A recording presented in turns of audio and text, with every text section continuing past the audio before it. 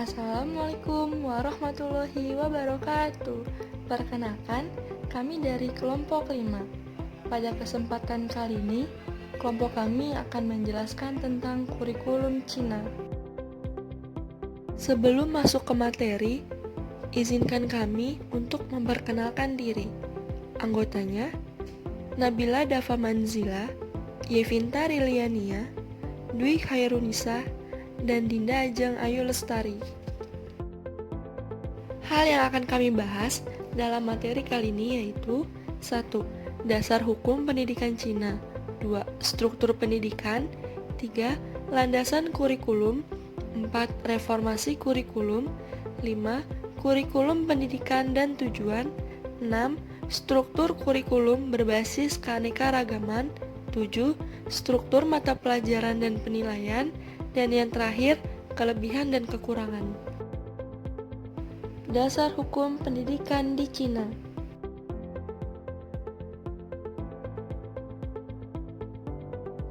Hukum yang memayungi pendidikan di Cina dikeluarkan sejak pertengahan tahun 1980-an. Pemerintah menggunakan hukum ini untuk mengalokasikan dana pendidikan, perencanaan pendidikan, evaluasi penyelenggaraan pendidikan, pengaturan kebijakan pendidikan, pelayanan informasi, serta pengawasan pelayanan pendidikan. Terdapat 12 hal yang dibahas dalam hukum pendidikan di Cina. Yang pertama, peraturan sekolah. Kedua, undang-undang ujian pendidikan. 3. Undang-undang perlindungan pendidikan. 4. Undang-undang belajar seumur hidup. 5. Undang-undang pendidikan wajib. 6. Hukum pendidikan. 7. Undang-undang guru. 8. Undang-undang pendidikan tinggi.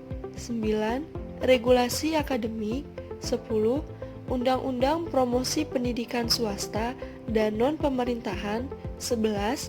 Tindakan nasional pada sistem bahasa. Dan terakhir, peraturan tentang lembaga dan program pendidikan bersama Cina asing. Selanjutnya, struktur pendidikan di Cina. Pendidikan di Cina sangat dipengaruhi oleh kebudayaan kuno, terutama ajaran Taoisme dari Lao Tse dan Konfusianisme dari Konfusius. Ajaran Konfusius mengenai li atau etika dan kewajiban sangat mempengaruhi filosofi pendidikan masyarakat Cina. Ajaran ini mendasari bahwa pendidikan diawali oleh keluarga melalui pembentukan kebiasaan sejak dini dan dilanjutkan dengan pendidikan formal. Tujuan pendidikan nasional yaitu untuk mempersiapkan pelajar mengembangkan dirinya dalam dimensi moral, intelektual, fisik, dan estetika sesuai dengan bidang pekerjaannya, agar mereka menjadi pekerja sosial yang memiliki idealisme, terdidik, dan berbudaya, serta memiliki karakter yang kuat dan disiplin. Wajib belajar di Cina berlangsung selama 9 tahun, yaitu terdiri dari 6 tahun di sekolah dasar dan 3 tahun di sekolah menengah pertama. Setelah menyelesaikan pendidikan wajib belajar 9 tahun, siswa menempuh ujian nasional untuk memasuki pendidikan menengah atas yang terdiri dari 3 kategori, yaitu SMA umum, SMA teknik, dan SMA vokasi. SMA umum merupakan sekolah menengah atas yang mempersiapkan siswanya memasuki jenjang pendidikan tinggi. SMA teknik merupakan sekolah menengah atas yang mempersiapkan siswanya dengan keterampilan dan diklat khusus di bidang teknik yang siap terjun di dunia kerja. Dan yang terakhir, SMA vokasi adalah sekolah menengah atas yang mempersiapkan siswanya dengan keterampilan dan diklat khusus di bidang vokasi yang siap turun di dunia kerja. Reformasi pendidikan Cina. Reformasi pendidikan di Cina terdiri dari 8 tahapan, yaitu sebagai berikut ini. Reformasi tahap 1. Pada tahap ini, pemerintah melakukan sentralisasi sistem pendidikan, menerbitkan bahan ajar, dan menyelenggarakan konferensi pendidikan pertama untuk melakukan standarisasi pendidikan. Lalu, reformasi tahap 2, pada tahap ini diselenggarakan konferensi pendidikan kedua untuk merevisi, memperkuat, dan mengembangkan kurikulum pendidikan SD sampai dengan SMA. Selanjutnya, reformasi tahap 3. Pada tahap ini, pemerintah melakukan revisi kurikulum kembali karena adanya perang dingin dengan negara-negara barat, sehingga pendidikan di tingkat dasar dan menengah masing-masing hanya perlu ditempuh 5 tahun. Selain itu, juga dikeluarkan peraturan baru, yaitu siswa tidak boleh bekerja dan hanya wajib belajar saja. Lalu, reformasi tahap 4. Pada tahap ini, pemimpin Cina terus melakukan perubahan-perubahan pada sistem pendidikan, kurikulum, dan pengajaran. Hal ini membuat masyarakat menjadi tidak percaya dengan sistem pendidikan yang ada, sehingga pada tahap ini aktivitas belajar sangat minim. Kebanyakan siswa ikut dalam unjuk rasa dan provokasi yang dilakukan oleh masyarakat. Reformasi tahap 5. Pada tahun 1977 diadakan konferensi pendidikan untuk pendidikan sains yang menghasilkan rancangan sentralisasi kurikulum dan menerbitkan buku ajar. Tujuan dari reformasi tahap 5 adalah untuk mengejar ketertinggalan Cina, terutama dalam bidang teknologi. Kemudian reformasi tahap 6. Pada tahap ini, Kementerian Pendidikan Cina mengeluarkan peraturan baru, di mana pendidikan dasar dilangsungkan selama 5 tahun dan pendidikan menengah dilangsungkan selama 6 tahun. Selanjutnya, reformasi tahap 7. Pada tahap ini, pemerintah mengeluarkan undang-undang mengenai wajib belajar 9 tahun. Pemerintah tetap menerapkan sentralisasi kurikulum, akan tetapi bahan ajar boleh dikembangkan masing-masing daerah. Dan kurikulum sudah memasukkan materi pengembangan kepribadian, menyediakan mata pelajaran pilihan, dan juga menambahkan praktikum. Dan yang terakhir, reformasi tahap 8. Pada bulan Juni 1999 diadakan konferensi pendidikan ketiga, dengan fokus mereformasi pendidikan terutama kualitas guru. Pada bulan September 2001, dikeluarkan kurikulum baru, yang menitik beratkan pada inovasi dan kemampuan mengaplikasikan teori dalam kehidupan sehari-hari. Selanjutnya, yang keempat, manajemen kurikulum di negara Cina.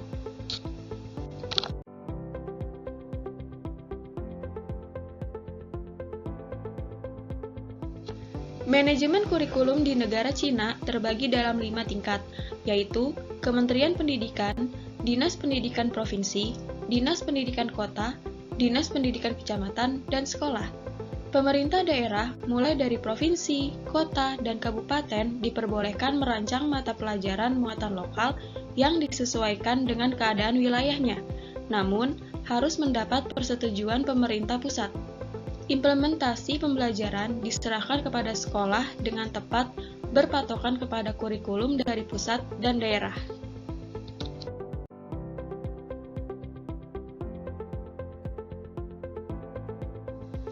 Selanjutnya, yang kelima, kurikulum di Cina.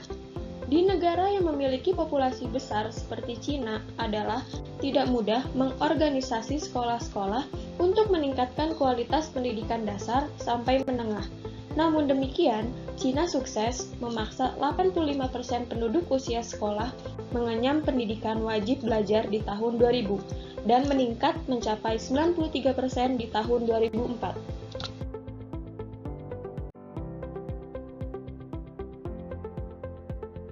Selanjutnya, tujuan kurikulum negara Cina. Untuk memenuhi tuntutan peradaban berbasis pengetahuan atau knowledge-driven civilization sebagai jawaban terhadap tantangan di abad 21, pemerintahan Cina mengubah tujuan kurikulum sesuai harapan masyarakat Cina. Contoh dari perubahan tujuan kurikulum adalah dengan menciptakan generasi berwawasan luas yang memungkinkan setiap individu untuk menemukan, menggali, dan memperkaya potensi kreatifnya, serta menemukan kelebihan individunya.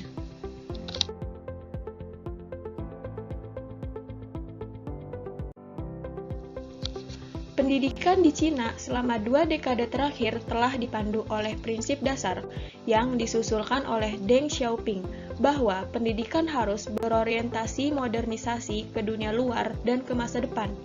Tujuan pendidikan adalah mengaktifkan siswa untuk belajar dengan cara yang aktif dan hidup serta berkembang secara moral, intelektual, dan fisik dengan cara pengembangan semua potensi dan untuk mempersiapkan generasi baru yang memiliki cita-cita kebajikan moral yang dididik dalam disiplin.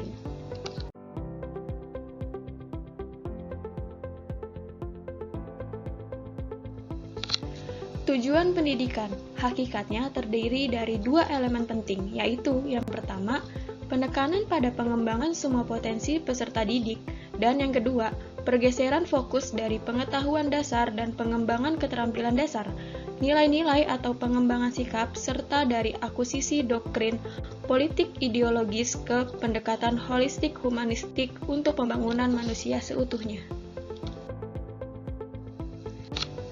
Secara rinci, tujuan kurikulum yang dijabarkan di atas bertuang dalam falsafah Su Shi Jiao Yu yang merupakan perwujudan pendidikan berorientasi kualitas.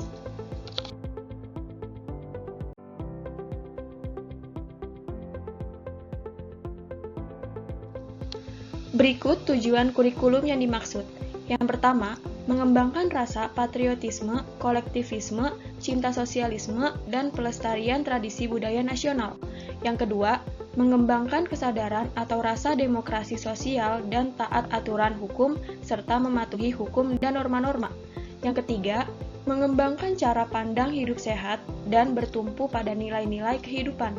Yang keempat, mengembangkan rasa tanggung jawab sosial dan kewajiban untuk melayani rakyat. Yang kelima, membudayakan semangat kreativitas, kemampuan praktek, kompetensi ilmiah dan humanistik, dan kesadaran lingkungan. Yang keenam, mengembangkan dasar pengetahuan, keterampilan, dan pendekatan untuk belajar sepanjang hayat. Dan yang terakhir, yang ketujuh, mengembangkan tubuh yang sehat, kualitas psikologis yang solid, apresiasi estetika dan cara-cara hidup sehat.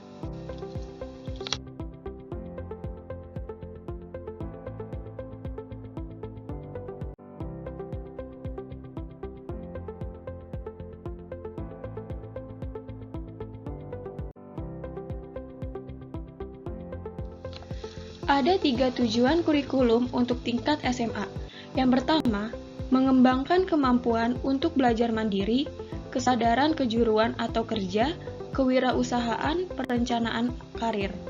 Yang kedua, memahami diri sendiri dan menghargai orang lain, belajar untuk berkomunikasi dan bekerja sama dengan orang lain, pengembangan semangat tim atau bekerja sama. Yang ketiga, memahami keanekaragaman budaya dan keterbukaan pikiran terhadap dunia luar.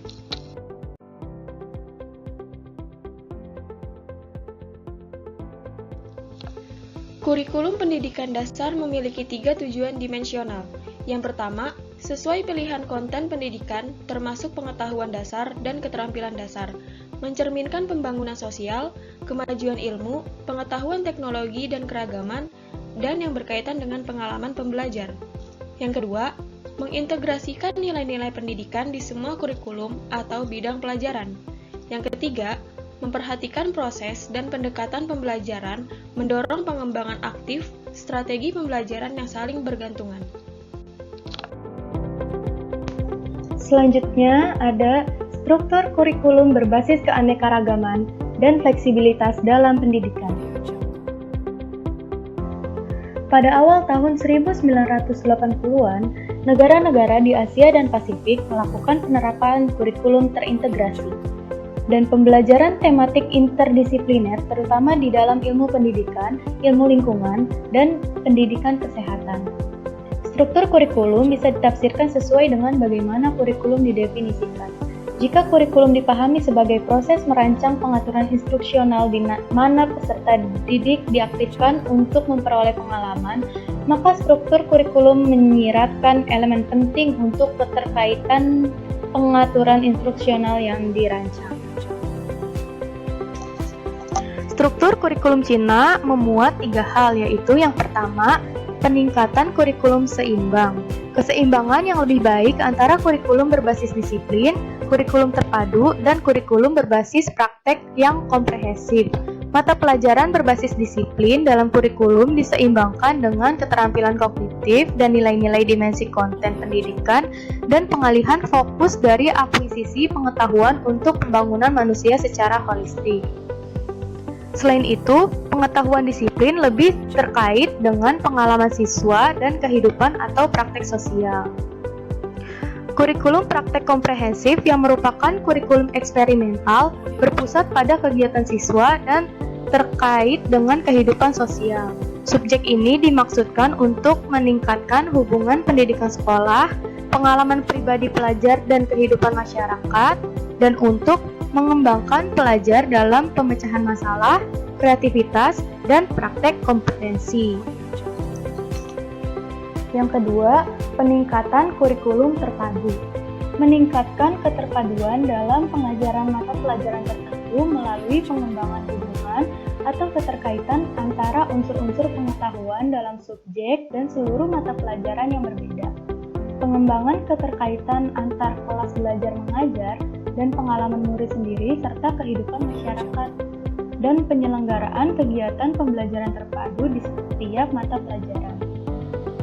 Salah satu tujuan dari kurikulum pendidikan dasar adalah untuk meningkatkan integrasi konten kurikulum yang relevan dan mempromosikan pembelajaran antar disiplin. Yang ketiga, peningkatan kurikulum pilihan. Peningkatan kurikulum pilihan berarti menawarkan mata pelajaran yang lebih efektif dan memfasilitasi otonomi yang lebih luas dalam adaptasi kurikulum dengan konteks lokal atau spesifik dan partisipasi yang lebih aktif dalam kurikulum terutama pada proses pengembalian keputusan oleh otoritas lokal, sekolah, guru, dan murid. Struktur kurikulum sebelumnya dalam pendidikan dasar sangat sentralistik, ditandai dengan keseragaman hal yang berbanding terbalik dengan kebutuhan belajar murid dengan kondisi sosial, ekonomi, dan budaya yang beragam. Diberlakukannya kurikulum pilihan dalam struktur kurikulum Cina bertujuan untuk menanggapi kesenjangan besar antara daerah pedesaan dan perkotaan, antara wilayah timur dan barat, antara etnis mayoritas dan minoritas, dan antara sekolah dalam wilayah atau kota yang sama dalam hal perencanaan kurikulum, implementasi, dan manajemen. Peningkatan pilihan dalam struktur kurikulum bisa dilihat dari berikut. Yang pertama, pada sisi murid. Siswa memiliki pilihan mata pelajaran yang lebih luas dalam kurikulum lokal dan berbasis sekolah. Kebebasan yang lebih besar untuk mata pelajaran pilihan terdapat kurikulum SMA. Juga, siswa termotivasi untuk berpartisipasi dalam kegiatan pengembangan kurikulum sekolah pada mata pelajaran yang mereka pilih. Yang kedua, pada sisi guru, guru memiliki pilihan yang lebih luas dalam melaksanakan standar kurikulum dan kebutuhan peserta didik. Guru memiliki partisipasi yang lebih aktif dalam pengembangan kurikulum, terutama mata pelajaran berbasis sekolah. Dan guru memiliki kebebasan pendekatan untuk mengajar serta memiliki otonomi yang lebih besar dalam menerjemahkan kurikulum standar dan struktur ke dalam praktek pengajaran kelas. Dan yang ketiga, pada sisi pemerintah setempat dan sekolah. Otonomi yang lebih besar dalam pengembangan kurikulum, implementasi, dan manajemen dengan konteks lokal atau sekolah spesifik berdasarkan kebutuhan pengembangan peserta didik. Lalu, pembahasan yang ketujuh, struktur mata pelajaran dan penilaian. Struktur mata pelajaran dan beban belajar. Kurikulum sekolah dasar terdiri dari mata pelajaran terpadu. Untuk kelas rendah, yaitu kelas 1 sampai dengan kelas 4, mata pelajaran terdiri dari pendidikan karakter moral dan kehidupan, bahasa Cina, matematika, pendidikan jasmani, serta seni musik dan seni rupa. Sedangkan untuk kelas tinggi, yaitu kelas 5 sampai dengan kelas 6, mata pelajaran terdiri dari pendidikan karakter moral dan masyarakat, bahasa Cina dan sastra, matematika, sains, bahasa asing, kegiatan praktek komprehensif, pendidikan jasmani, serta seni musik dan seni rupa. Lalu ada jumlah mata pelajaran. Untuk SD memiliki 10 mata pelajaran wajib, diantaranya adalah mata pelajaran moral, matematika, dan Cina atau bahasa Cina. Untuk jenjang SMP memiliki 13 mata pelajaran wajib, diantaranya yaitu mata pelajaran moral, Cina asing, dan politik.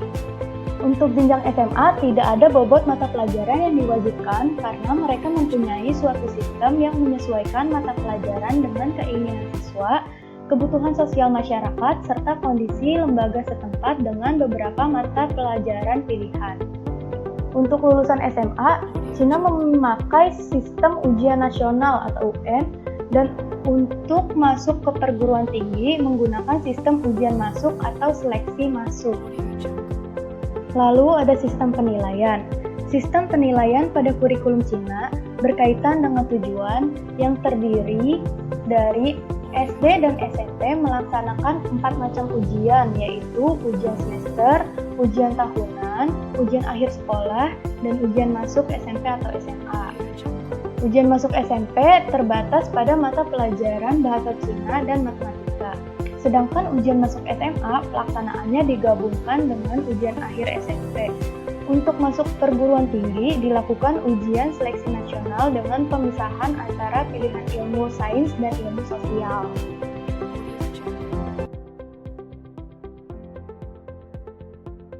Pembahasan terakhir kita ialah kelebihan dan kekurangan kurikulum di Cina.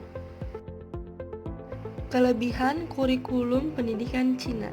Yang pertama, kebebasan liberal dalam kepemimpinan kepala sekolah. Yang kedua, kekuatan model koersif memunculkan perubahan antara guru dengan kekuatan reedukatif. Untuk kelebihan yang terakhir yaitu guru diberikan kebebasan dalam mengatur kegiatan, sehingga bertujuan untuk mengembangkan pandangan yang luas, khususnya budaya global, dalam versi diperpanjang profesionalisme. Dengan adanya kebebasan kreativitas sekolah dalam mengembangkan peserta didiknya dapat tercipta. Dan untuk kekurangan dari kurikulum pendidikan Cina yaitu adanya sistem sentralisasi dan otoriter, di mana yang mengelola itu hanyalah sekolah, jadi tidak terpantau negara dan negara tidak dapat memantau. Maka dari itu, itulah kekurangan dan kelebihan dari kurikulum pendidikan Cina. Sekian pembahasan materi dari kelompok kami tentang kurikulum pendidikan di Cina. Kurang lebihnya mohon maaf. Semoga bermanfaat. Wassalamualaikum warahmatullahi wabarakatuh.